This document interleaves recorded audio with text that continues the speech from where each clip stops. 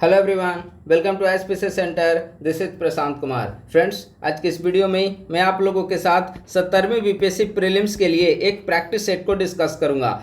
आज जो हमारा प्रैक्टिस सेट डिस्कशन होगा वह आधुनिक भारत के इतिहास मॉडर्न हिस्ट्री का एमसीक्यू होगा। इसमें सेक्शनल टेस्ट होगा। इसके पहले हमने एंशिएंट और मेडाइवल के प्रश्न को हमने डिस्कस कर दिया है, तो आज हम लोग मॉडर्न हिस्ट्री के एमसीक्यू को डिस्कस करेंगे। आइए इसका डिस्कशन हम लोग प्रारंभ करते हैं।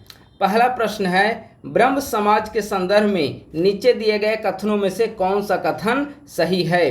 पहला, ब्रह्म समाज मूर्ति पूजा के खिलाफ था, यह बिल्कुल सही है। दूसरा, ब्रह्म समाज ने कहा कि हमारे धार्मिक ग्रंथों की व्याख्या के लिए पुरोहित वर्ग की आवश्यकता नहीं है, यह भी कथन सत्य है। तीसरा, ब्रह्म समाज का मानना था कि वेद जो कुछ भी सिखाते हैं वह शाश्वत एवं अपरिवर्तनशील है, गलत है। जो ब्रह्म समाज है, ब्रह्म समाज में कभी भी वेद को सर्वोच्च प्राथमिकता प्रदान नहीं की, तो यह स्टेटमेंट गलत है। तो कौन सा कथन सही है? तो 1 और 2 कथन सही है। इसका आंसर हो जाएगा बी। सत्यशोधक समाज के बारे में कुछ कथन नीचे दिए गए हैं, इनमें से कौन सा कथन सत्य है? सत्य कथन को बताना है। पहला, कथन 1, ज्योतिराव फूले के द्वारा 1873 में ब्राह्मणवादी वर्चस्व के खिलाफ लड़ने और दलित समूहों के उत्थान के लिए सत्यशोधक समाज की स्थापना की गई, सही है। सत्यशोधक समाज की स्थापना 1873 में ज्योतिराव फूले के द्वारा की गई थी। दूसरा, सत्यशोधक समाज के लक्ष्यों में शूद्रों एवं दलितों के बीच शिक्षा का प्रसार, ब्राह्मणवादी व्यवस्था के खिलाफ उन्हें एकजुट करना और जाति व्यवस्था रहित आदर्श समाज की स्थापना करना शामिल था। देखिए, यह स्टेटमेंट गलत है, क्योंकि जाति व्यवस्था रहित आदर्श समाज की स्थापना करना इसका उद्देश्य नहीं था। हिंदू धर्म में ही आप देखेंगे कि जो जातियों के बीच शोषण हो रहा था, दलितों को लेकर जो शोषण किया जा रहा था सोसाइटी में उच्च वर्ग के लोगों के द्वारा, तो उस असमानता के खिलाफ इसने लड़ाई लड़ी।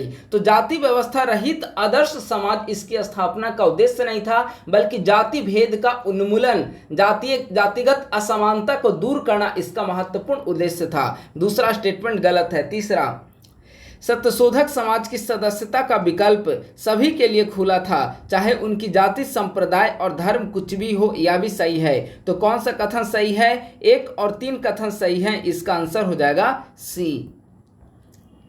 किस नेता ने 1857 में कांग्रेस के भीतर एक सामाजिक सुधार प्रकोष्ठ, राष्ट्रीय सामाजिक सम्मेलन या नेशनल सोशल कॉन्फ्रेंस का गठन किया? बताइए, नेशनल सोशल कॉन्फ्रेंस का गठन 1887 में किसके द्वारा किया गया था? इसका आंसर हो जाएगा करेक्ट, महादेव गोविंद रानाडे के द्वारा। 3 का आंसर हो जाएगा सी।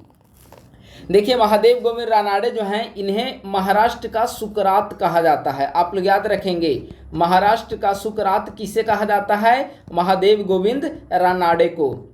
अगला प्रश्न है, दिए गए कथनों में से कौन सा कथन सही है? ठीक है, पहले इसका विकल्प देख लीजिए।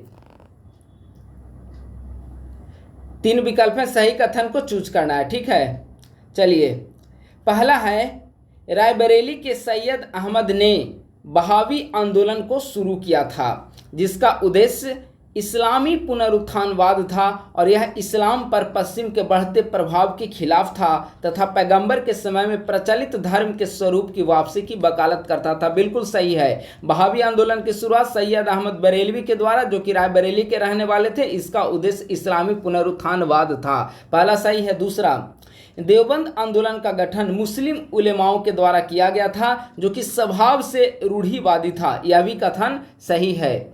तीसरा, मैडम ब्लावेत्स्की और कर्नल ऑलकॉट थियोसोफिकल सोसाइटी के संस्थापक थे, जिसका उद्देश्य भारतीय धार्मिक और दार्शनिक परंपराओं का महिमा मंडन करना तथा पुनर्जन्म और कर्म में हिंदू धर्म को स्वीकार करना था, यह भी कथन सही है। तो तीनों विकल्प इसके सही हैं। करेक्ट आंसर हो जाएगा डी।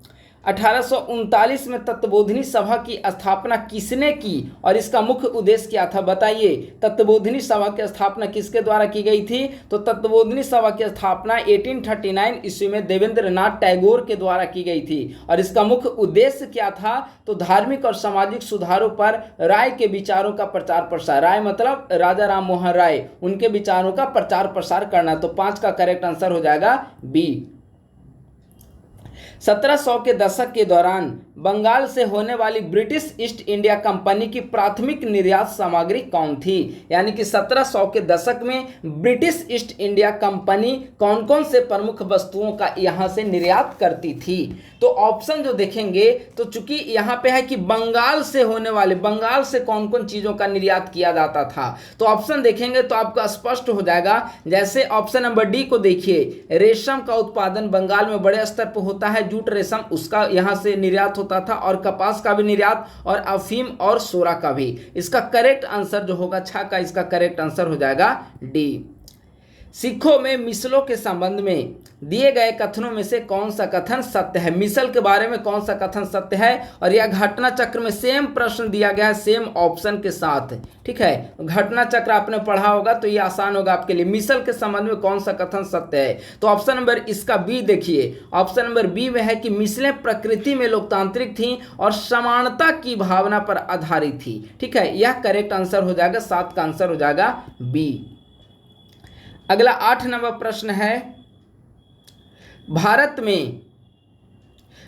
में प्रारंभिक यूरोपीय व्यापारियों के संदर्भ में कार्टेज प्रणाली से क्या तात्पर्य था? बताइए, कार्टेज प्रणाली क्या था भारत में? तो भारत में अगर आप देखेंगे तो जो कार्टेज प्रणाली है, कार्टेज प्रणाली बेसिकली पुर्तगाली ईस्ट इंडिया कंपनी के द्वारा हिंद महासागर क्षेत्र में शुरू किया गया एक समुद्री व्यापार मार्ग है। तो 8 का करेक्ट आंसर हो जाएगा ए। अगला है, भारत के इतिहास में चतुष्पथी और टोल शब्द क्या दर्शाते हैं? भारत के इतिहास में चतुष्पथी और टोल शब्द क्या दर्शाते हैं? तो इसका आंसर हो जाएगा डी। बंगाल और बिहार में उच्च शिक्षा का केंद्र था चतुष्पथी और टोल।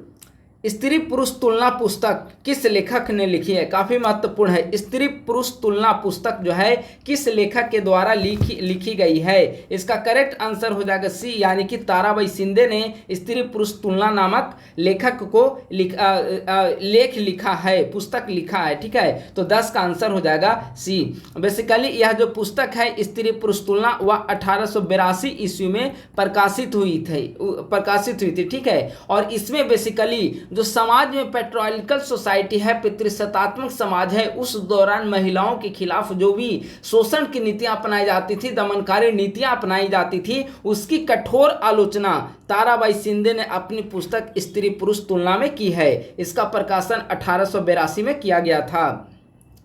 अगला काफी महत्वपूर्ण है और आसान भी है। गाइन दिल्लू जो कि हेराका आंदोलन की आदिवासी नेता थी, को रानी की उपाधि किसके द्वारा दी गई? गाइन दिल्लू को रानी की उपाधि किसके द्वारा दी गई? तो जवाहरलाल नेहरू के द्वारा प्रदान की गई थी। और यह पूर्वोत्तर भारत के आप देखेंगे कि नॉर्थ ईस्ट एरिया में स्वतंत्रता आंदोलन के एक प्रतीक हैं ये, ठीक है। तो 11 का आंसर हो जाएगा बी।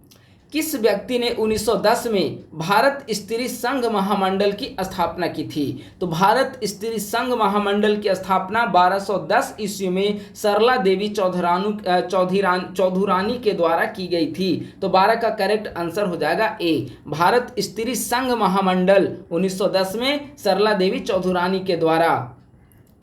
1920 में किस संगठन ने अपना नाम बदलकर स्वराज सभा रख लिया? देखिए यह यूपीएससी पीवाईक्यू का सवाल है, यूपीएससी में भी पूछा गया है, मेरे ख्याल से 2018 या 2019 में पूछा गया होगा, ठीक है। किस संगठन ने अपना नाम बदलकर स्वराज सभा कर लिया है? तो इसका करेक्ट आंसर हो जाएगा ए, Akhil Bharatiya home rule league ने। अगला है, नीचे दिए गई घटनाओं पर विचार करें और तिथि के अनुसार कालानुक्रमिक तरीके से व्यवस्थित करें, ठीक है। सबसे पहले आगे हम लोग देख लेते हैं कौन सी घटना कब घटित हुई, इसके बाद इसे व्यवस्थित करेंगे। पहला है रॉलेट एक्ट का पारित होना। रॉलेट एक्ट मार्च 1919 में पारित हुआ। दूसरा है अगस्त घोषणा, अगस्त डिक्लेरेशन। अगस्त घोषणा जो है वह 20 अगस्त 1917 को जालियांवाला बाग नरसंहार बताइए 13 अप्रैल 1919 को। और असहयोग आंदोलन की शुरुआत कब हुई? 1920। अब इसको आपको एक क्रम के रूप में यहाँ पर आपको सजा देना है। तो सबसे पहले क्या हुआ है? अगस्त डिक्लेरेशन, यानी कि सबसे पहले होगा 2 के बाद क्या होगा? मार्च 1919, यानी कि 2 के बाद आएगा 1, 2 के बाद 1, उसके बाद आ जाएगा आपका 3, उसके बाद आएगा 4। तो ये ऑप्शन नंबर आपका बी है, 14 का आंसर बी। निम्नलिखित में से कौन चंपारण सत्याग्रह की महत्वपूर्ण विशेषता थी? चंपारण सत्याग्रह की क्या महत्वपूर्ण विशेषता थी? तो ऑप्शन नंबर सी देखिए, चंपारण सत्याग्रह के साथ किसानों का असंतोष राष्ट्रीय आंदोलन का हिस्सा बन गया। यह करेक्ट आंसर हो जाएगा। आसान सवाल था ये। 1917 के मॉन्टेगू घोषणा पर भारतीयों की आपत्ति का मुख्य कारण क्या था? यानी कि 1917 के मॉन्टेगू घोषणा पर भारतीयों ने क्यों अपना आपत्ति जताई, क्यों अपना आपत्ति दर्ज की थी? ठीक है, ऑप्शन देखिए, ऑप्शन के अनुसार इसका जो करेक्ट आंसर हो जाएगा वह होगा इसका ऑप्शन नंबर सी। इसने ब्रिटिश सरकार को भारत में एक उत्तरदायी सरकार की स्थापना के समय और प्रकृति संरचना पर निर्णय लेने का एकमात्र अधिकार प्रदान किया था। ठीक है, तो इसका आंसर हो जाएगा सी। देखिए, जो मॉन्टेगू घोषणा जो है 1917 का, यह 20 अगस्त 1917 को आया था। ठीक है, तो इसका करेक्ट आंसर 16 का सी हो जाएगा। अलीपुर षड्यंत्र मामले में निम्न दिए गए कथनों की समीक्षा करें। अलीपुर षड्यंत्र मामला, पहले आप ये जानिए कि आखिर अलीपुर षड्यंत्र मामला है क्या। तो अलीपुर षड्यंत्र मामला जो है वह 1908 ईस्वी में घटित हुई थी। आप एक कांड से परिचित जरूर होंगे। 1908 ईस्वी का समय था और प्रफुल्ल चाकी और खुदीराम बोस किंग्सफोर्ड को निशाना बनाना चाहते थे। उस समय मुजफ्फरपुर का जो प्रेसिडेंसी मजिस्ट्रेट था डगलस किंग्सफोर्ड, उसको हत्या करने का प्रयास इन्होंने किया था। और उस समय जिस गाड़ी से किंग्सफोर्ड प्रतिदिन आता था तो उसको उन्होंने निशाने पर ले रखा था और प्रफुल्ल चाकी और खुदीराम बोस ने उसी गाड़ी पर हमला किया। लेकिन दुर्भाग्यवश उस दिन किंग्सफोर्ड उस गाड़ी पर सवार नहीं था और उसके जगह 2 अन्य ब्रिटिश महिलाएं जो बैठी हुई थी वो उसकी शिकार बने। ठीक है, तो गलती से मतलब मारी गई थी ब्रिटिश महिलाएं। ठीक है, तो ये जो पूरा घटना है वह अलीपुर षड्यंत्र मामला के नाम से जाना जाता है। अब इस संदर्भ में कथनों की समीक्षा करें। पहला, यह भारत के वायसराय लॉर्ड हार्डिंग की हत्या का प्रयास था, गलत। हमने बताया मुजफ्फरपुर का जो प्रेसिडेंसी डिस्ट्रिक्ट जो है डगलस किंग्सफोर्ड, उसकी हत्या का प्रयास था, पहला गलत हो गया। दूसरा, अरविंदो घोष और वरिंद्र घोष को इस मामले के सिलसिले में हिरासत में लिया गया, बिल्कुल हिरासत में लिया गया था। तीसरा, चित्तरंजन दास इस मामले से संबंधित है, बिल्कुल सही है। और चित्तरंजन दास ऐसे संबंधित थे चूंकि जो बचाव पक्ष के जो वकील थे, बचाव पक्ष के वकील चित्तरंजन दास ही थे। ठीक है, इन्होंने कानूनी कार्यवाही में महत्वपूर्ण भूमिका निभाई थी। तो ये संबंधित है वकालत के संदर्भ में। ठीक है, तो कौन से कथन सही है?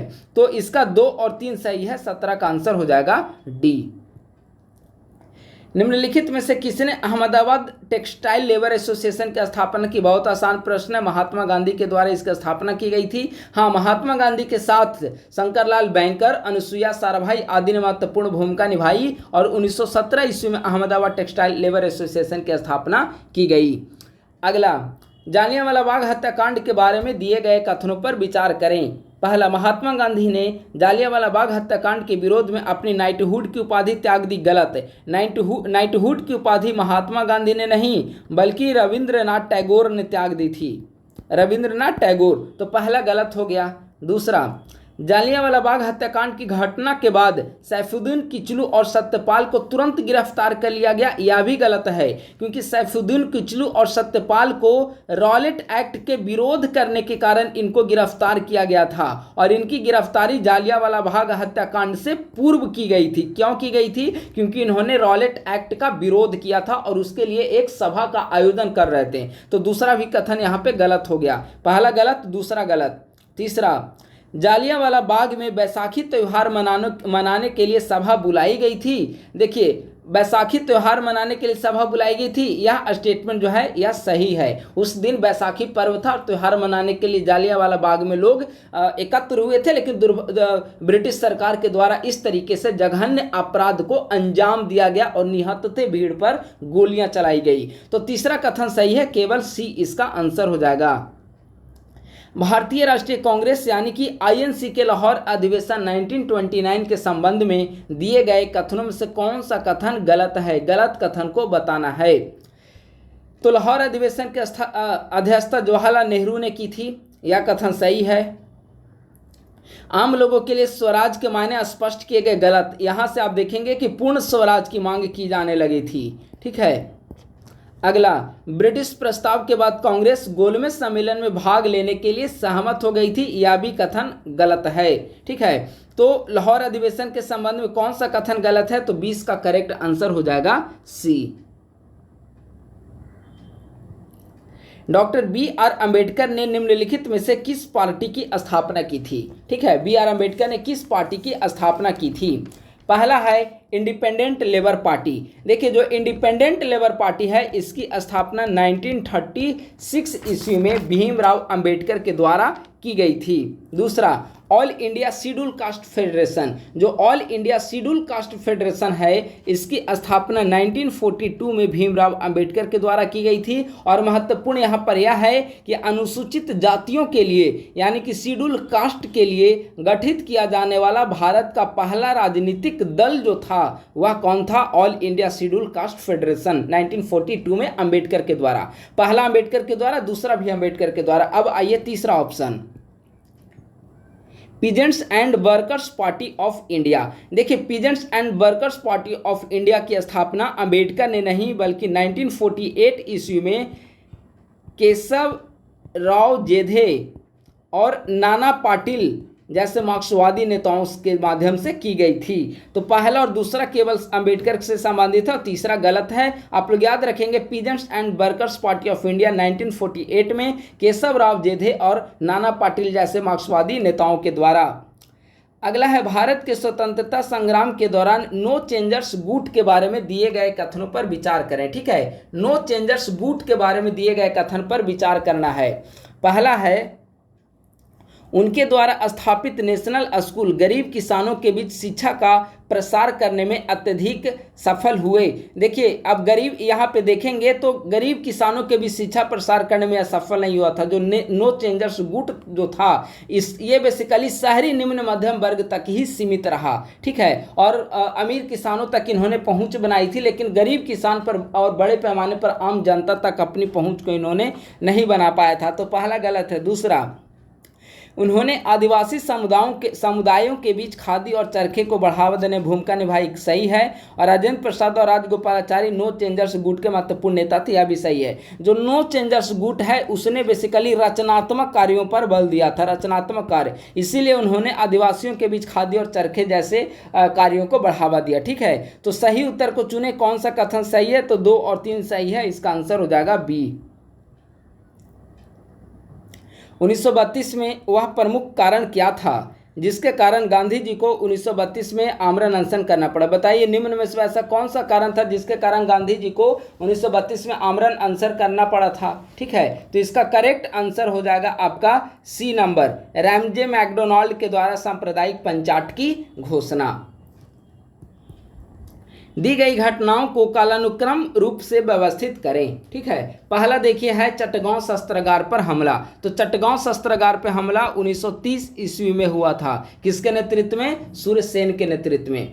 दूसरा है प्रथम गोलमेज सम्मेलन। तो जो प्रथम गोलमेज सम्मेलन है वह 1930-31 में हुआ था, 1930 मानकर चलिए। ठीक है, भगत सिंह के द्वारा सेंट्रल लेजिस्लेटिव असेंबली में बम फेंकना। तो सेंट्रल लेजिस्लेटिव असेंबली में बम उन्होंने 1929 में फेंका था। साइमन कमीशन का भारत आगमन कब आया? साइमन कमीशन भारत 1928 ईस्वी में आया। अब इसको व्यवस्थित करना है। ठीक है, तो सबसे पहले घटित हुआ है 4 के बाद आएगा आपका 3 नंबर, उसके बाद 1 नंबर और उसके बाद 2 नंबर, क्योंकि प्रथम गोलमेज 1930-31 में हुआ है। ठीक है, तो 4, 3, 1, 2 इसका आंसर हो जाएगा डी।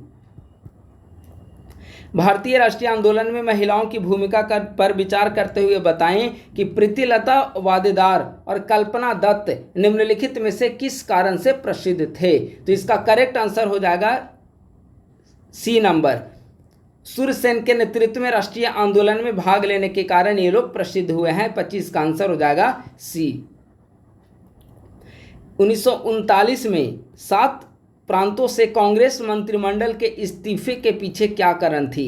यानी कि 1939 ईस्वी में भारत के 7 प्रांत में से कांग्रेस मंत्रिमंडल ने अपना इस्तीफा क्यों दिया था। तो उस समय की एक महत्वपूर्ण घटना जो चर्चित है, आप सभी जानते हैं कि लॉर्ड लिलिथगो ने बिना किसी भारतीय से पूछताछ किए भारत को द्वितीय विश्व युद्ध की आग में झोंक देने का फैसला किया था और भारत को सेकंड वर्ल्ड वॉर में शामिल कर लिया था। इससे क्षुब्ध होकर कांग्रेस सरकार ने प्रांतों से इस्तीफा देने का निर्णय लिया था। तो इसमें ऑप्शन देखेंगे तो इसका ऑप्शन नंबर डी होगा। अगला प्रश्न है स्कॉच्ड अर्थ पॉलिसी या झुलसी धरती नीति के संबंध में सही कथन को चुने। ठीक है, झुलसी धरती नीति का संबंध निम्नलिखित में से किससे है। तो इसका आंसर हो जाएगा बी। 1977 का जिनेवा कन्वेंशन इस नीति के क्रियान्वयन के माध्यम से नागरिकों को नुकसान पहुंचाने पर रोक लगाता है। देखिए आखिर झुलसी धरती नीति है क्या। झुलसी धरती नीति जो है वह एक प्रकार की मिलिट्री पॉलिसी है, एक प्रकार की सैन्य रणनीति है, स्ट्रेटेजिक पॉलिसी है। इसके अंतर्गत जो दुश्मन देश जो होते हैं, दुश्मन देश के बुनियादी ढांचा, आपूर्ति, कृषि क्षेत्र आदि को पूरी तरीके से नष्ट कर दिया जाता है, मूल्यवान संसाधनों को। ठीक है, तो इस पर रोक लगाने के लिए यह आया है झुलसी धरती नीति। 1977 का जिनेवा कन्वेंशन में इसे रोक लगाने की बात की गई है। ठीक है, तो 27 का आंसर हो जाएगा बी। हालांकि ये एक न्यू सवाल है, इस टाइप के सवाल बीपीएससी में अभी तक आए नहीं है। ठीक है, भारत छोड़ो आंदोलन के दौरान भूमिगत आंदोलन के संदर्भ में नीचे दिए गए कथनों पर विचार करें। भूमिगत आंदोलन के बारे में विचार करना है।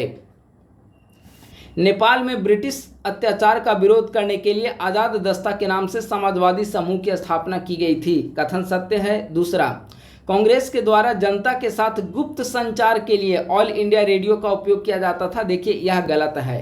कांग्रेस के द्वारा आप देखेंगे इस समय ऑल इंडिया रेडियो की शुरुआत कांग्रेस ने अवश्य की थी, लेकिन गुप्त संचार के लिए कांग्रेस ने इसकी स्थापना नहीं की थी। तीसरा, भूमिगत आंदोलन के नेताओं में बीजू पटनायक, छोटू भाई पुराणिक और आरपी गोयनका जैसे नेता भी शामिल थे। तीसरा स्टेटमेंट सही है, तो इसका आंसर करेक्ट हो जाएगा बी। 1 और 3 सही है, 2 नंबर गलत है। बैबल योजना के तहत अंग्रेजों के द्वारा प्रस्तुत किए गए प्रस्तावों के संबंध में दिए गए कथन पर विचार करें। बैबल योजना से संबंधित निम्न में से कौन सा कथन सत्य है। सत्य कथन को बताना है। पहला, बैबल योजना में सुझाव दिया गया था कि गवर्नर जनरल की कार्यकारिणी परिषद में हिंदुओं और मुसलमानों को समान प्रतिनिधित्व मिलेगा। सत्य है। दूसरा, इसमें प्रस्ताव दिया गया था कि वायसराय को छोड़कर गवर्नर जनरल की कार्यकारिणी परिषद के सभी सदस्य भारतीय होंगे। यह गलत था, यह स्टेटमेंट गलत है। तीसरा, योजना में मंत्री स्तरीय निर्णयों को रद्द करने के लिए गवर्नर जनरल की वीटो शक्ति को समाप्त करने की सिफारिश की गई। यह भी कथन गलत था। वीटो शक्ति को समाप्त करने का इसमें कोई प्रस्ताव का जिक्र नहीं किया गया था। ठीक है, तो कौन सा कथन सत्य है। केवल एक सत्य है बैबल योजना से संबंधित।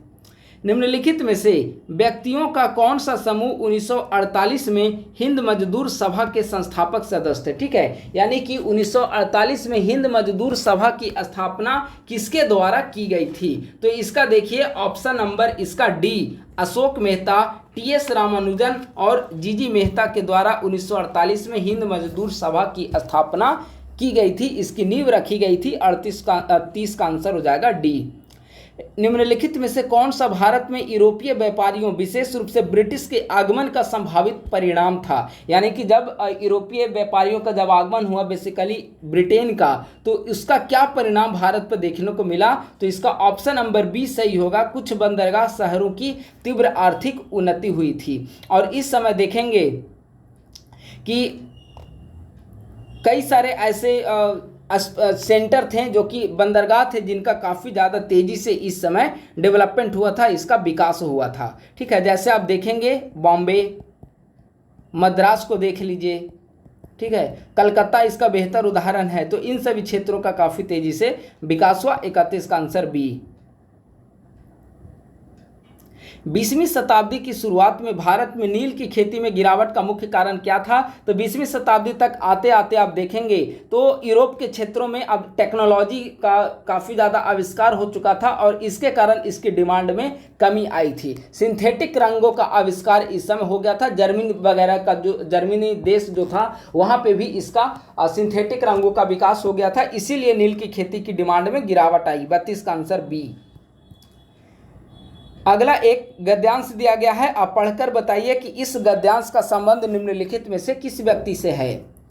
वे एक सामाजिक कार्यकर्ता और ब्रह्म समाज के अनुयायी थे।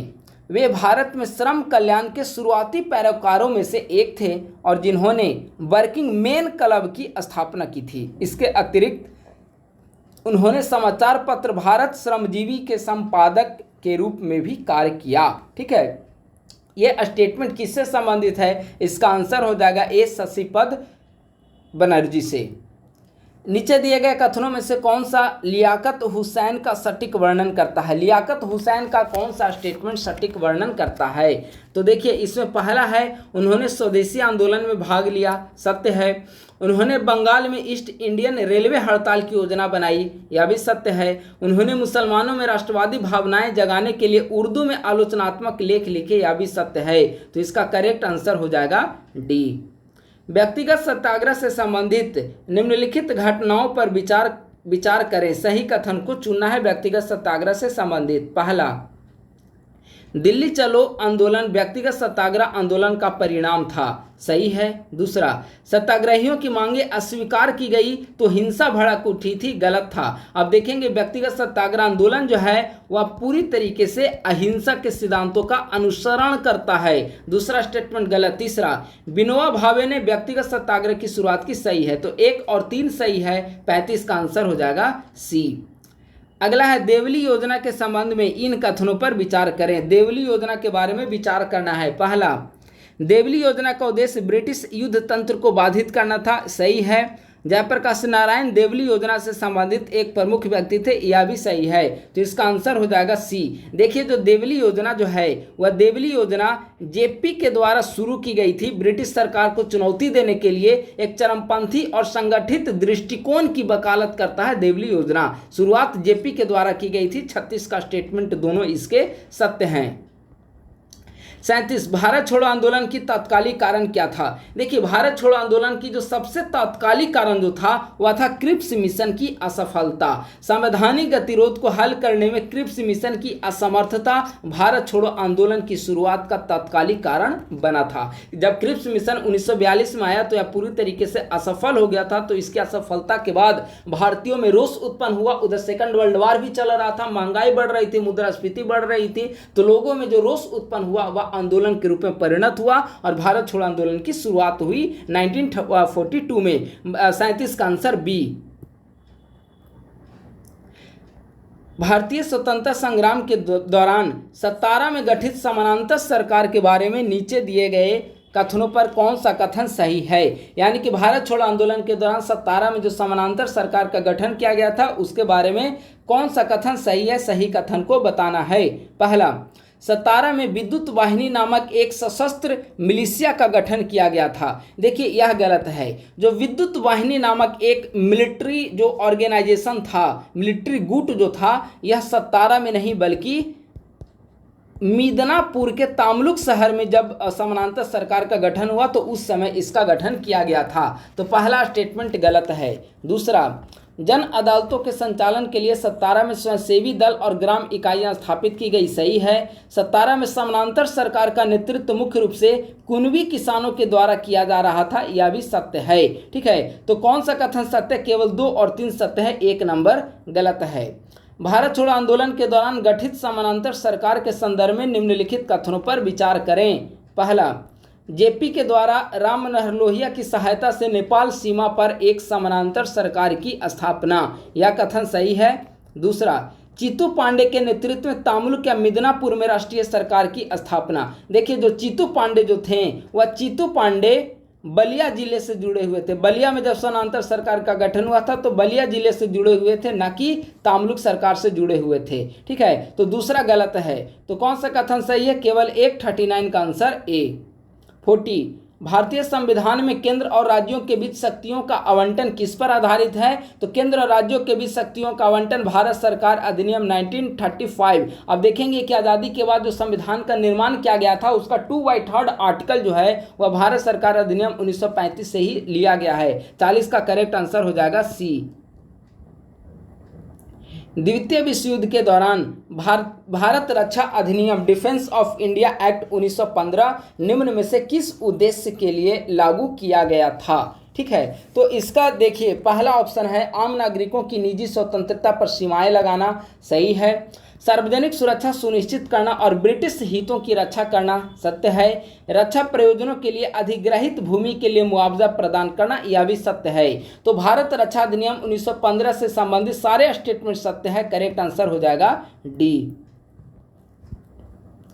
1932 के पूना समझौता के संबंध में दिए गए कथनों पर विचार करें, कौन सा कथन सत्य है? 1932 के पूना समझौता से संबंधित। पहला, 1932 के पूना समझौता ने दलित वर्गों के लिए पृथक निर्वाचक मंडल की स्थापना को खारिज कर दिया। बिल्कुल सही है, और पूना समझौता हुआ ही था सांप्रदायिक पंचाट के खिलाफ। इसमें प्रांतीय और केंद्रीय दोनों विधान मंडलों में दलित वर्गों के लिए आरक्षित जो सीटें थी उसको बढ़ाने का प्रयास किया गया था, प्रावधान किया गया था, सत्य है।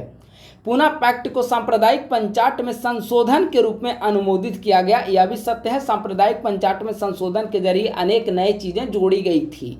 तो तीनों स्टेटमेंट यहाँ पे सत्य है। आंसर हो जाएगा 42 का डी। भारत के स्वतंत्रता संग्राम से संबंधित घटनाओं को क्रम में यहाँ पर व्यवस्थित करें। ठीक है, पहले देख लेते हैं कौन सी घटना कब घटित हुई। पहला है रॉयल इंडियन नेवी, शाही नौसेना विद्रोह। कब हुआ शाही नौसेना विद्रोह? 18 फरवरी 1946 को। अब फरवरी 1946 याद रखिए। भारत छोड़ो आंदोलन की शुरुआत 8 अगस्त 1942 को और द्वितीय गोलमेज सम्मेलन 1931। अब इसको व्यवस्थित कर लीजिए, 3 उसके बाद 2 उसके बाद 1। आंसर हो जाएगा इसका सी। भारत में ब्रिटिश सरकार ने भारतीय उपमहाद्वीप पर नियंत्रण की स्थापना के बाद शिक्षा के विकास के लिए विभिन्न आयोगों और समितियों का गठन किया। दिए गए आयोगों या समितियों में से कौन सा शिक्षा के विकास से संबंधित है? ठीक है, पहला हंटर आयोग शिक्षा से संबंधित है। एचिसन समिति का गठन लोक सेवा से संबंधित चीज़ों पर अध्ययन के लिए किया गया था। तो दूसरा शिक्षा से संबंधित नहीं है। तीसरा सैडलर आयोग शिक्षा से संबंधित है। कब आया था? लिखा हुआ है ब्रैकेट में कब आया था। अगला है हरटोंग समिति भी शिक्षा से संबंधित है। लिनलिथगो आयोग जो है वह इंडियन एग्रीकल्चर से संबंधित मुद्दों पर विचार करने के लिए आया था। तो अब इनमें से शिक्षा से संबंधित कौन कौन है? 1, 3 एंड 4। 1, 3, 4 इसका आंसर होगा। 44 का ऑप्शन देखिए, 1, 3 और 4 ऑप्शन नंबर बी। अगला है कांग्रेस के त्रिपुरी अधिवेशन के संबंध में निम्नलिखित में से कौन सा कथन सही है? त्रिपुरी अधिवेशन कब हुआ? 1939 में हुआ था। इसके बारे में कौन सा कथन सही है? पहला, सुभाष चंद्र बोस ने पट्टाभी सीतारामैया को परास्त किया और उन्हें यानी कि सुभाष चंद्र बोस को कांग्रेस अध्यक्ष चुना गया, सही है। इस अधिवेशन में बोस ने इस बात की घोषणा की कि यदि भारत की स्वतंत्रता की मांग ब्रिटिश सरकार के द्वारा पूरी नहीं की गई तो बड़े पैमाने पर सविनय अवज्ञा आंदोलन किया जाएगा। यह भी स्टेटमेंट करेक्ट है। अगला है सुभाष चंद्र बोस के इस्तीफे के बाद मौलाना आज़ाद को कांग्रेस का अध्यक्ष चुना गया, यह गलत है। जब सुभाष चंद्र बोस ने इस्तीफा दिया तो सुभाष चंद्र बोस के इस्तीफा देने के बाद डॉक्टर राजेंद्र प्रसाद को उसका अध्यक्ष चुना गया था, न कि मौलाना अबुल कलाम आज़ाद को। ठीक है, तो तीसरा नंबर गलत है। तो कौन सा कथन सही है? तो 1 और 2 सही है। 45 का आंसर सी। निम्नलिखित घटनाओं और कृतियों में से किसने भारत में अंग्रेजी शिक्षा की शुरुआत में योगदान दिया? अंग्रेजी शिक्षा की शुरुआत में किन की महत्वपूर्ण भूमिका रही है? यह भी सवाल घटना चक्र का है। सेम सवाल घटना चक्र का ये वाला भी कॉपी किया हुआ है। ठीक है, 1813 का चार्टर अधिनियम सही है। General committee of public instruction 1823 यह भी सही है, और आंग्ल प्राच्य विवाद यह भी सही है। इन तीनों अधिनियमों के द्वारा भारत में अंग्रेजी शिक्षा की शुरुआत की नींव रखी गई। इसका आंसर हो जाएगा 46 का डी। भारतीय राष्ट्रीय कांग्रेस के विभिन्न अधिवेशनों के संबंध में इन तथ्यों पर विचार करें। ठीक है, पहला, 1934 में बंबई अधिवेशन के दौरान कांग्रेस के निर्वाचित प्रतिनिधियों के लिए खादी पहनना अनिवार्य कर दिया गया था। यह कथन सही है। जब 1934 में बंबई अधिवेशन हुआ कांग्रेस का, तो उसी समय यह निर्णय लिया गया था कि खादी पहनना अनिवार्य है कांग्रेस के निर्वाचित सदस्यों को। पहला सही है। दूसरा, फैजपुर अधिवेशन ग्रामीण क्षेत्र में आयोजित होने वाला कांग्रेस का पहला उदाहरण था। यह भी सही है। तो पहला सही, दूसरा सही। 1925 के कानपुर अधिवेशन में कांग्रेस ने अपनी पहली महिला अध्यक्ष को चुना। देखिए, यह स्टेटमेंट गलत है। पहली भारतीय महिला रहता तब ये सही था, लेकिन यहाँ पर पूछा है कि पहली महिला, तो पहली महिला अध्यक्ष कांग्रेस में 1917 एनी बेसेंट। कहाँ पर हुआ अधिवेशन? कलकत्ता में। ठीक है, ये यहाँ पे दिया गया है 1925 में कानपुर अधिवेशन में कांग्रेस ने अपनी पहला अध्यक्ष महिला चुना, तो दूसरी यहाँ पे चुना था। ठीक है, पहली भारतीय रहता तो सही था। तो तीसरा गलत। तो कौन सा कथन सही है? इसका सी सही है। निम्नलिखित में से किस व्यक्ति ने बिटाल विध्वंसन का प्रकाशन किया? ठीक है, ऑप्शन देखिए, बिटाल विध्वंसन, इसका ऑप्शन नंबर 1 करेक्ट है, गोपाल बाबा बलंगर। अगला है, ये बेसिकली आप देखेंगे कि दलित समुदाय से संबंधित जो पहली मासिक पत्रिका जो थी वह बिटाल विध्वंसन थी। ठीक है, तो अछूत या दलित समुदाय से संबंधित पहली मासिक पत्रिका बिटाल विध्वंसन किसके द्वारा शुरू की गई? गोपाल बाबा वालंगर के द्वारा। अगला है, 1934 में पटना में आयोजित अखिल भारतीय कांग्रेस समिति की बैठक के दौरान कौन सा कदम निम्नलिखित में से उठाया गया था? तो इसमें आप देखेंगे कि जब 1934 में पटना में अखिल भारतीय कांग्रेस कमेटी का गठन हुआ है, तो उस समय प्रांतीय चुनावों में भागीदारी की स्वीकृति प्रदान की गई थी। 49 का आंसर हो जाएगा सी। पीरपुर समिति का लक्ष्य क्या था? बताइए। पीरपुर समिति का जो गठन है वह मुस्लिम लीग के द्वारा 1938 में किया गया था। ठीक है, अब बताइए पीरपुर समिति का लक्ष्य क्या था? तो यह बेसिकली जब 1937 का अधिनियम हुआ, तो चुनाव हुआ 1937 में, तो उसके पश्चात विभिन्न राज्यों में कांग्रेस के नेतृत्व में गठन किया गया सरकार का। तो उस समय 1934 के चुनाव के पश्चात, 37 के चुनाव के पश्चात स्थापित कांग्रेस मंत्रिमंडलों के द्वारा कथित कदाचार की जाँच के लिए 1938 ईस्वी में मुस्लिम लीग के नेतृत्व में पीरपुर समिति का गठन किया गया था।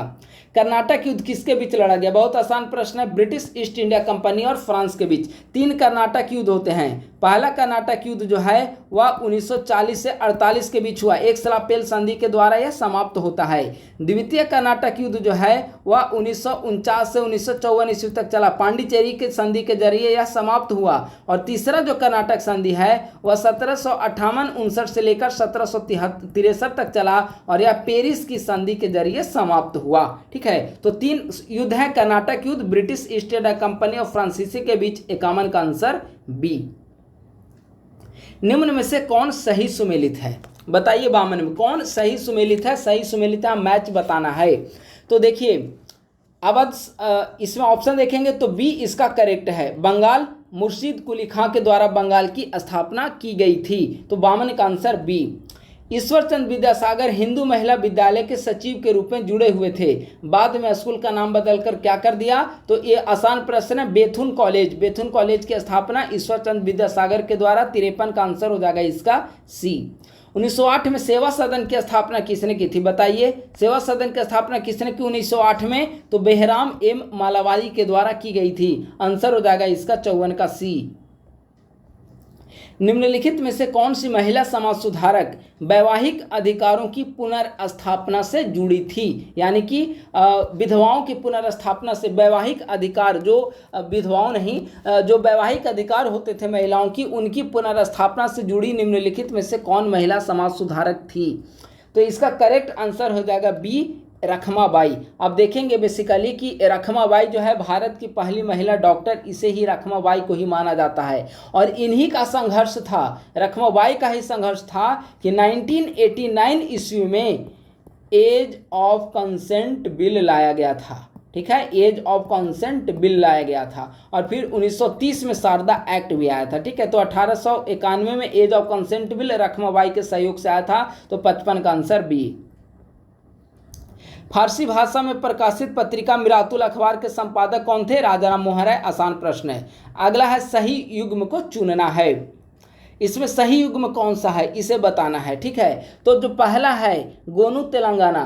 गोनू जो है वह एक आदिवासी किसान था गोनू, और इसका जो आंदोलन था ये बेसिकली कोल जनजाति से संबंधित है गोनू। ठीक है, तो इसका आंदोलन छोटा नागपुर के सिंहभूम में हुआ है। सिंहभूम, यह सिंहभूम से संबंधित था। पहला गलत। दूसरा अंबाबाई कर्नाटक सही है, शाहमल भी सही है उत्तर प्रदेश। तो 2 और 3 इसके सही है, पहला वाला स्टेटमेंट इसका गलत है। निम्नलिखित में से किस नेता ने मांडला में 1857 के विद्रोह का नेतृत्व किया? मांडला में 1857 के विद्रोह का नेतृत्व किसने किया? ठीक है, तो मांडला में 1857 के विद्रोह का नेतृत्व अवंतीबाई लोधी के द्वारा किया गया था। तो इसका आंसर हो जाएगा सी। हजरत महल, ठीक है, कहाँ पे की गई थी हजरत महल ने? हजरत महल लखनऊ में। गुलाब सिंह कश्मीर। एक और क्या बच गया? दीवान मनीराम दत्ता, ये असम में। ठीक है, तो और मांडला में अवंतीबाई लोधी 58 का सी। उलगुलान जो ब्रिटिश शासन के खिलाफ एक प्रमुख विद्रोह का नेतृत्व किसने किया था? उलगुलान विद्रोह नेतृत्व किसने किया? बिरसा मुंडा। उलगुलान को मुंडा विद्रोह के नाम से जाना जाता है, तो बिरसा मुंडा इसका आंसर होगा 59 का सी। निम्नलिखित में से कौन सा नेता कांग्रेस के उदारवादी खेमे से संबंधित नहीं था? तो ऑप्शन देखेंगे तो लाल, बाल और पाल, ये तीनों जो हैं वे उग्रवादी विचारधारा से संबंधित हैं। तो प्रश्न है कि उदारवादी खेमे से कौन संबंधित था? तो उदारवादी खेमे से कौन संबंधित नहीं था? तो इसका आंसर हो जाएगा उपर्युक्त सभी। क्यों? क्योंकि ये सभी उग्रवादी विचारधारा से संबंधित रहे हैं। तो 60 का आंसर हो जाएगा डी। इंडियन लीग का गठन किस नेता के द्वारा किया गया था? आसान प्रश्न है। इंडियन लीग शिशिर कुमार घोष के द्वारा इंडियन लीग की स्थापना की गई थी 1875 ईस्वी में। तो इसका आंसर हो जाएगा 61 का बी। वंदे मातरम आंदोलन देश के किस क्षेत्र में चलाया गया? देखिए, वंदे मातरम आंदोलन जो है वह स्वदेशी आंदोलन के दौरान चलाया गया था। कहां पर, किस क्षेत्र में? तो आंध्र प्रदेश में। इसका आंसर हो जाएगा बी, यानी कि आंध्र का जो डेल्टाई क्षेत्र है वहां पर स्वदेशी आंदोलन को वंदे मातरम आंदोलन का नाम दिया गया। 62 का आंसर हो जाएगा बी। महात्मा गांधी भारत की स्वाधीनता संघर्ष के इतिहास में पहली बार राष्ट्रीय फलक पर कब आए? सवाल है कि महात्मा गांधी पहली बार राष्ट्रीय आंदोलन के दौरान राष्ट्रीय फलक पर कब आए? तो इसका आंसर हो जाएगा बी, यानी कि रॉलेट सत्याग्रह के दौरान। देखिए, पहली बार उन्होंने सफल विद्रोह का नेतृत्व किया था चंपारण के दौरान, लेकिन चंपारण एक सीमित किसान आंदोलन से संबंधित था। हालांकि किसान का मुद्दा राष्ट्रीय आंदोलन का मुद्दा जरूर बना चंपारण के दौरान, लेकिन गांधी जी को राष्ट्रीय फलक पर स्वीकृति रॉलेट एक्ट के बाद मिला। 63 का आंसर हो जाएगा B. The story of my deportation, the story of my deportation किसके द्वारा लिखी गई कृति है? बताइए, इसका आंसर हो जाएगा सी, यानी कि लाला लाजपत राय के द्वारा। अगला है निम्नलिखित में से कौन से नेता चंपारण आंदोलन से जुड़े हुए थे? ऑप्शन दिया गया है, बताइए चंपारण आंदोलन से कौन से नेता जुड़े हुए थे? तो महादेव देसाई जुड़े हुए थे, नरहरि पारिक भी सही है, ब्रजकिशोर प्रसाद भी सही है, रामनवमी प्रसाद भी सही है, और डॉक्टर राजेंद्र प्रसाद भी सही है। सारे इसके ऑप्शन सही हैं। आंसर हो जाएगा डी, यानी कि सारे जो लीडर्स थे वे चंपारण सत्याग्रह से जुड़े रहे हैं।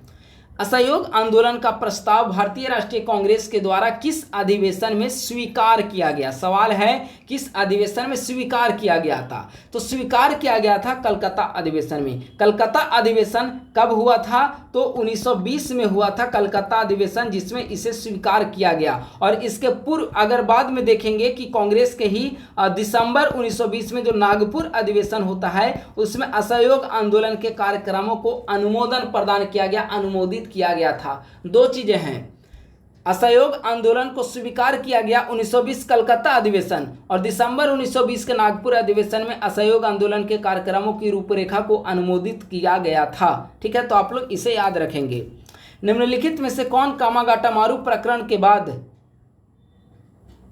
गठित शोर समिति के संस्थापकों में शामिल नहीं थे। आप ये जान जाइए कि शोर समिति के कौन कौन सदस्य थे, तो आप बता पाएंगे कि कौन उसमें शामिल नहीं थे। तो जो शोर समिति का गठन हुआ था उसमें हुसैन रहीम शामिल था, सोहनलाल पाठक भी शामिल था और बलवंत सिंह भी शामिल था, लेकिन गुरुदत्त सिंह जो था इसमें शामिल नहीं था। तो इसका करेक्ट आंसर हो जाएगा डी। तो आप लोग याद रखेंगे शोर समिति का गठन क्यों किया गया।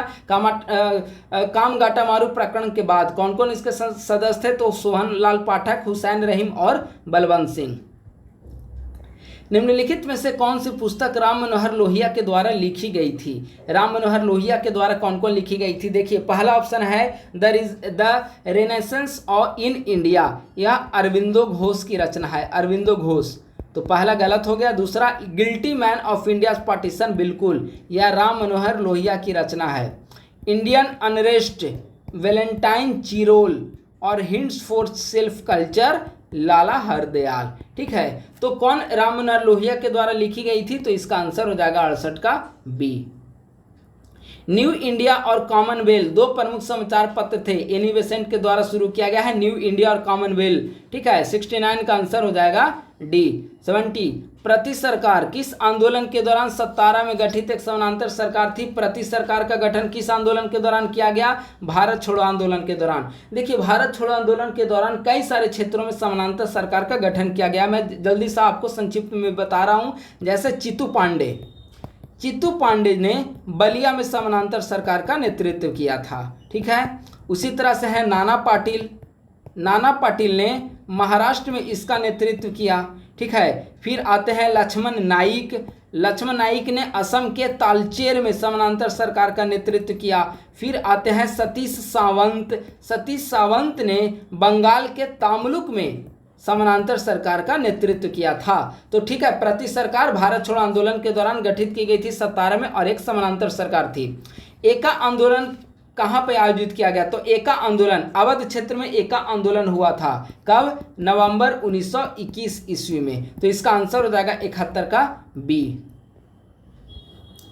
सरकार के द्वारा निम्नलिखित में से किस आंदोलन की प्रतिक्रिया स्वरूप मैक्सवेल ब्रूमफील्ड आयोग गठित किया गया। बताइए मैक्सवेल ब्रूमफील्ड आयोग का गठन किस आंदोलन की प्रतिक्रिया स्वरूप की गई थी। इसका आंसर हो जाएगा ए, यानी कि बारदोली सत्याग्रह। बारदोली सत्याग्रह कब हुआ, 1928 ईस्वी में। क्यों हुआ, तो ब्रिटिश सरकार के द्वारा लगाए गए अनुचित कर वृद्धि के खिलाफ। इसका नेतृत्व किसने किया, सरदार वल्लभ भाई पटेल में। और इसी आंदोलन में देखेंगे बारदोली में ही महिलाओं ने इनकी भूमिका के कारण सरदार वल्लभ भाई पटेल को सरदार की उपाधि से सम्मानित किया था।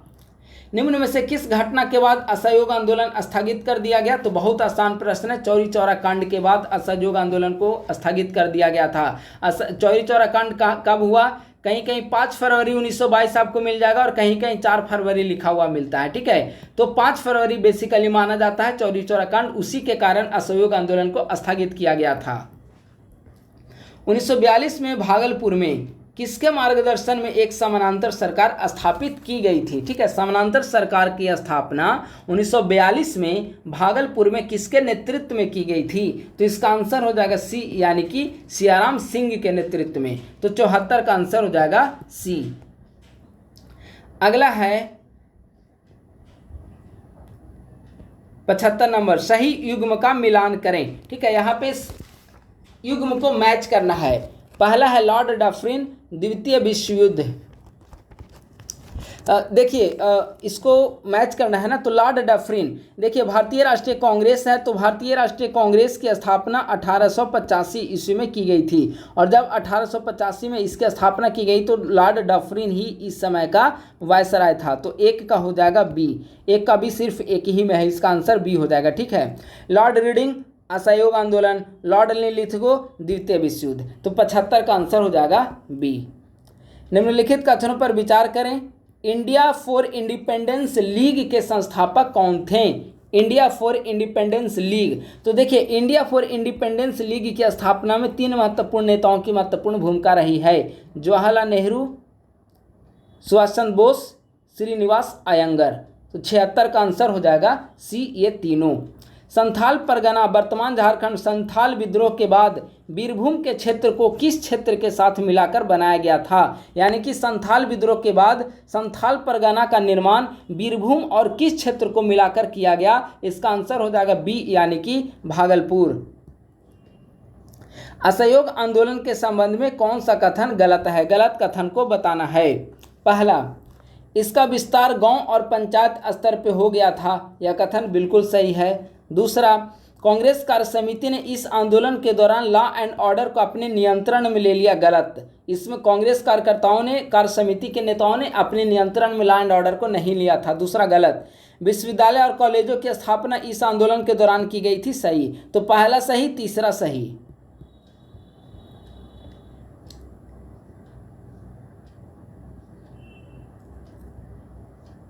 चौथा देखिए, खिलाफत आंदोलन इस आंदोलन के पीछे का कारण था, यह भी सही है। तो सवाल क्या कह रहा है? पहला, तीसरा, चौथा तो सही हो गया।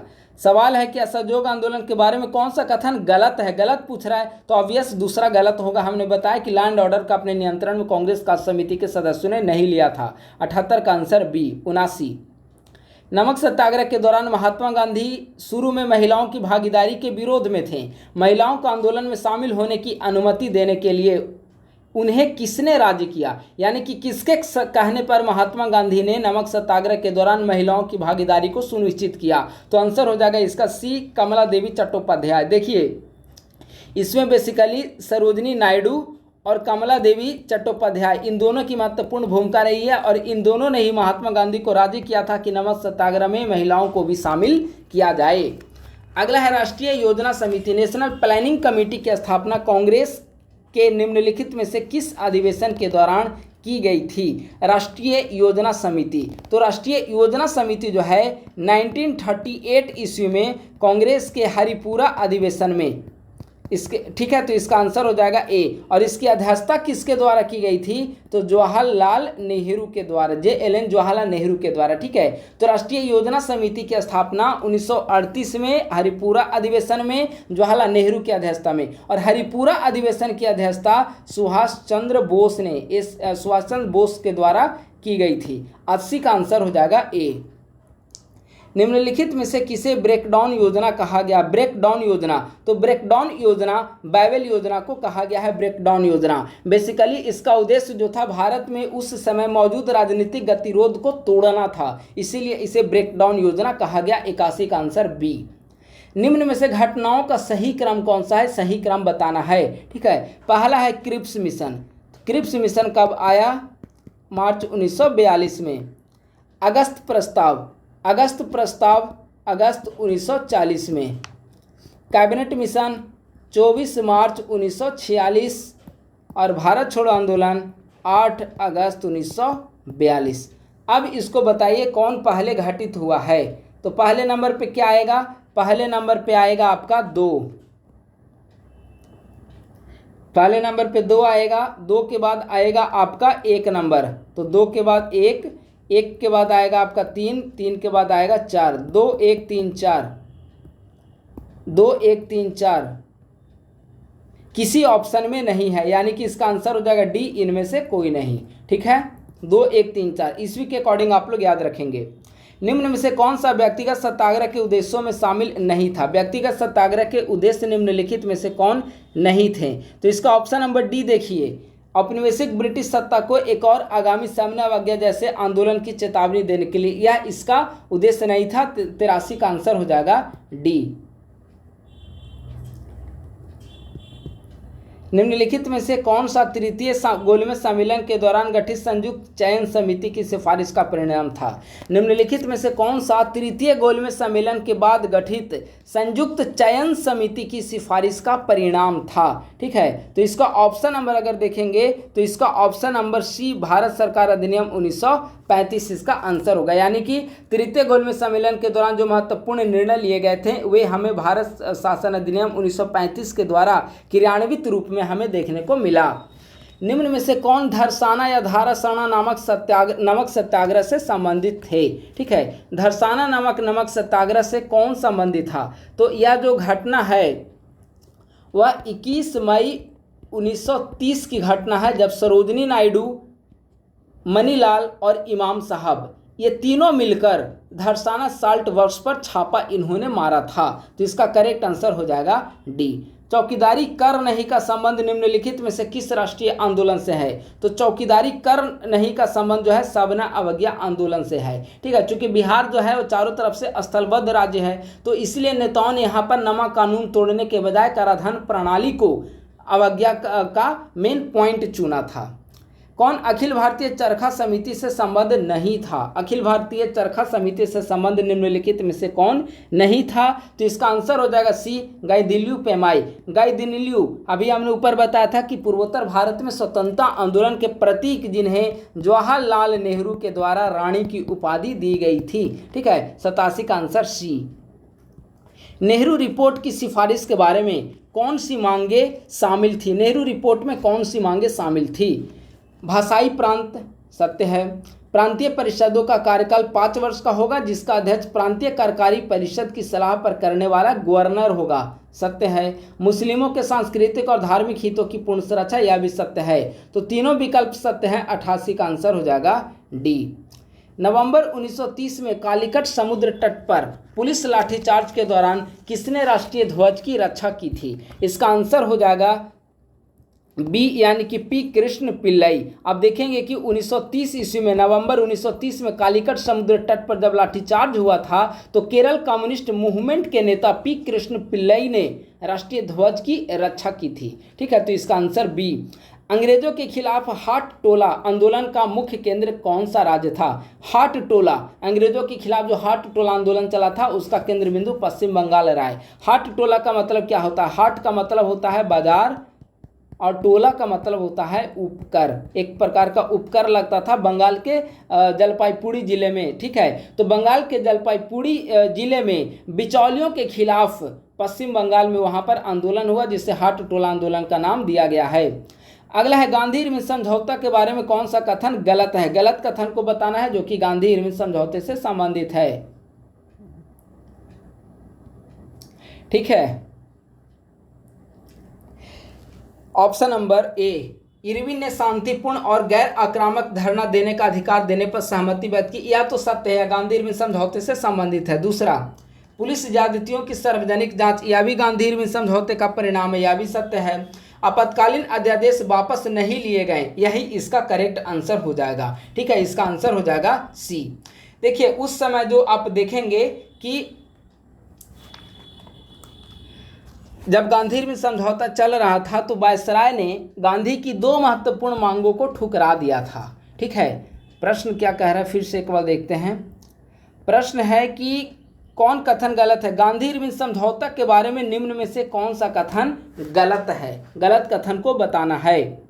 तो गलत कथन इसका ऑप्शन नंबर सी होगा कि आपातकालीन अध्यादेश वापस नहीं लिए गए, यही इसका आंसर होगा। ठीक है, क्योंकि इन सबों पर अब देखेंगे कि वायसराय के द्वारा गांधी जी की 2 मांगों को ठुकरा दिया गया था। एक तो पुलिस ज्यादतियों की सार्वजनिक जांच, दूसरा भगत सिंह और उनके सहयोगियों की मौत की सजा को आजीवन कारावास में बदलना। ठीक है, तो इसका करेक्ट आंसर हो जाएगा सी।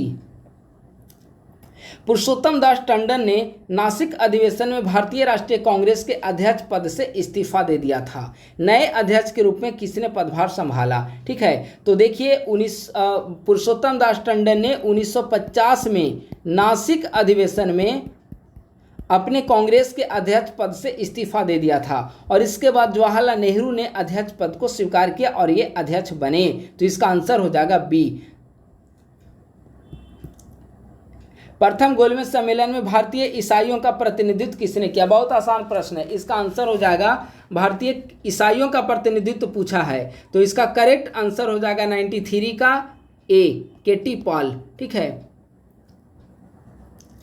निम्नलिखित में से किसे मेटकाफ अधिवेशन के नाम से जाना जाता है? बताइए, मेटकाफ अधिवेशन के नाम से किसे जाना जाएगा? तो चार्ल्स मेटकाफ, भारतीय प्रेस का मुक्तिदाता माना जाता है चार्ल्स मेटकाफ। इसका आंसर हो जाएगा सी, यानी कि 1835 का प्रेस अधिनियम। ठीक है, 1835 के प्रेस अधिनियम के माध्यम से जिसे मेटकाफ अधिनियम के रूप में जिसे जाना जाता है, इसको हटाने के कारण ही मेटकाफ को भारतीय प्रेस का मुक्तिदाता की उपाधि दी गई थी। 94 का आंसर हो जाएगा सी। सही युग्म को सुमेलित करना है। ठीक है। Bengali, Bengali S N Sen. अब प्रश्न क्या है, सही युग्म को सुमेलित करें। कौन सा युग्म सही सुमेलित है? ठीक है, वॉइस ऑफ इंडिया दादा भाई नौरोजी सही है। अब बंगाली है S N N N N Sen, यह गलत है। बंगाली सुरेंद्र नाथ बनर्जी के द्वारा, सुरेंद्र नाथ बनर्जी। कौन सा कथन गलत है? ठीक है, पहला इसका गलत हो गया। दूसरा, वॉइस ऑफ इंडिया दादा भाई नौरोजी सत्य है। इंडियन मिरर केशव चंद्र सेन, ठीक है, यह भी गलत है। तीसरा भी गलत है, इंडियन मिरर केशव चंद्र सेन। तो सवाल है कि सही युग्म को चुने, तो केवल 2 नंबर युग्म सही है। इसका आंसर हो जाएगा बी। भारत छोड़ो प्रस्ताव कांग्रेस अधिवेशन में किसके द्वारा प्रस्तावित किया गया था? ठीक है, प्रस्तावित पूछा गया है, तो भारत छोड़ो प्रस्ताव जो है जवाहरलाल नेहरू के द्वारा प्रस्तावित किया गया था। 96 का आंसर हो जाएगा बी।